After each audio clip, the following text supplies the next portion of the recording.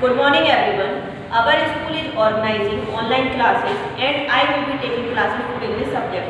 And today I will teach you lesson 11, Bind. And this poem has been written by Virginia Woolf. So let's start. I saw you toss the kite on high and blow the bird about the sky.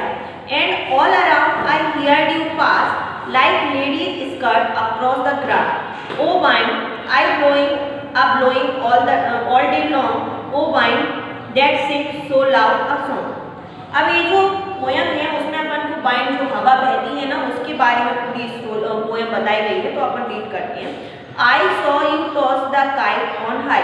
मैं जानता हूँ, मैंने देखा है कि जो हवा होती है वो काइट होती है. जब अपन पतंग उड़ाते हैं तो पतंग को क्या करती है, ऊपर भी ले जाती है, नीचे भी ले जाती है, यानी अप और डाउन, यानी कि वो किसके कारण होती है, हवा के कारण ही होती है. And below the birds about the sky, और जो हवा में चिड़िया उड़ती है ना वो भी हवा के बहाव में क्या हो जाती है, उड़ती है. And all around I hear you pass, और जब भी तेज हवा का झोंका आता है, जब कभी तेज हवा चलती है तो अपन को आवाज आती है ना, तो वो काय की आवाज होती है, हवा की ही आवाज होती है. Like ladies skirt across the grass, जैसे कि लेडीज होती है ना उनका स्कर्ट हवा में इस तरीके से उस तरीके से लहराता है, वैसे ही. ओ माइंड अब blowing all the day long, यानी कि जो हवा है वो ऑथर बोल रहे हैं इसमें कि आप तुम क्या करती हो, सारे दिन बहती रहती हो और एक बहुत तेज लाउड जो सॉन्ग है वो गाती रहती हो.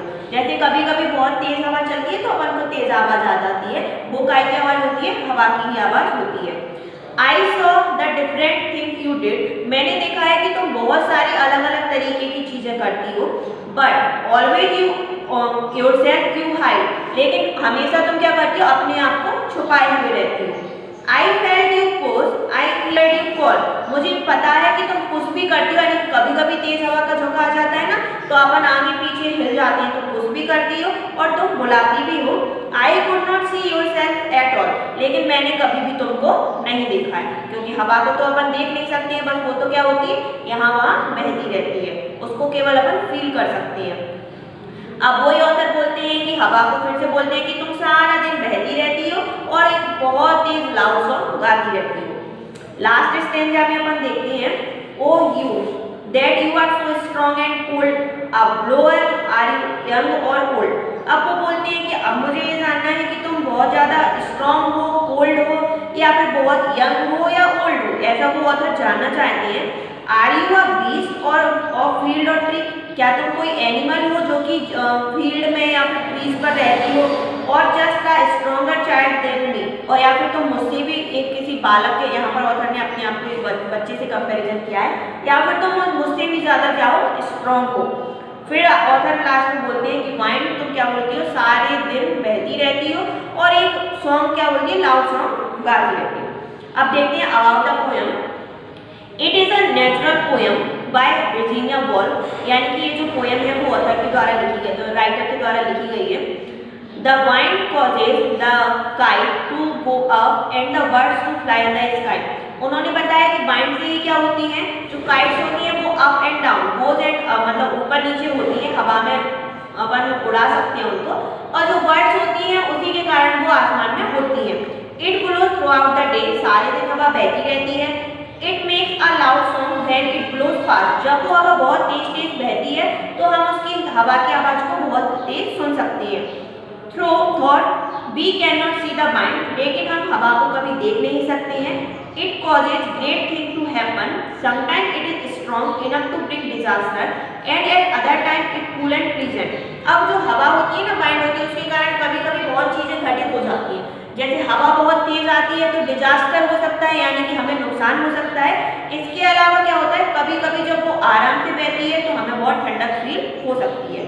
इस तरीके से अपनी पोएम हुई कंप्लीट, जिसमें अपन ने बाइंड के बारे में देखा.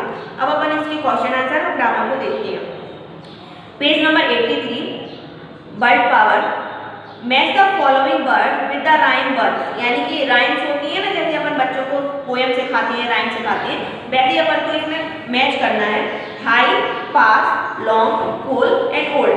तो हाई का हो जाता है स्काई, पास का होगा ग्रास, लॉन्ग का होता है सॉन्ग, कॉल का होता है और ओल्ड का होता है स्काई. यानी कि एक जैसे मेल शब्द होते हैं ना जो हिंदी में, वैसे ही इसमें करना है. Second question is give one word for the following expression, यानी कि आपको इनमें से वन वर्ड फाइंड आउट करनी है। तो आपको जैसे मैंने कल भी बताया था ना कि ग्रॉसरी में से अपन फाइंड आउट कर सकते हैं, तो आप इसको घर पे भी कर सकते हैं, बट मैं आपको बता देती हूँ। Air that moves quickly as a result of natural force, यानी कि एक हवा जो कि नेचुरल तरीके से आती है फोर्स के साथ, उसको अपन क्या कहते हैं, वाइंड, जो अपना चैप्टर का टॉपिक ही था। To put something in a secret और अननोन प्लेस, तो उसको बोलते हैं hide, HID। Large and dangerous animal beast, जो बीस्ट होते हैं उनको, जैसे बहुत बड़े जानवर होते हैं उनको बीस्ट बोला जाता है। अ डिवाइस और a person that produce a current of air, उसको कहते हैं ब्लोअर, BLOWER। अब अपन करते हैं इसके क्वेश्चन के बारे में डिस्कशन करते हैं। तो आंसर दीज क्वेश्चन वन और two sentence. First question is who takes the kite high, तो ये अपन ने अभी देखा, the wind takes the kite high. Second question is what does the wind always do, यानी कि बाइंड हमेशा क्या करती है, तो the wind always do hide itself after doing different thing, यानी कि हमेशा वो अपने आप को छुपाए हुए रखती है। How does the wind work, अब वर्क कैसे करती है, तो a wind work by blowing its sometimes pushes and sometimes make a loud sound, यानी कि कभी कभी वो बहती रहती है, तो कभी कभी मैं पुश भी कर देती हूँ, कभी कभी बहुत लाउड साउंड में गाना भी गाती है।